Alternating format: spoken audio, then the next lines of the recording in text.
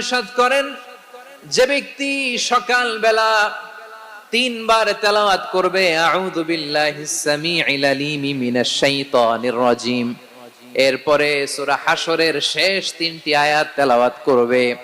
রব্বুল আলামিন ওই ব্যক্তির জন্য 70,000 ফেরেশতা নিয়োগ দিবেন যারা সারা দিন ওই লোকের জন্য মাগফিরাতের দোয়া করবে। শুধু এখানেই শেষ নয়, বিশ্বনবী ফরমান ওয়া ইন মাতা ফি যালিকাল ইয়াউমি মাতা শাহীদান, ওই দিন যদি ওই ব্যক্তিটা ইন্তেকাল করে সে শহীদ হয়ে কিয়ামতের দিন আল্লাহর সামনে দাঁড়াবে।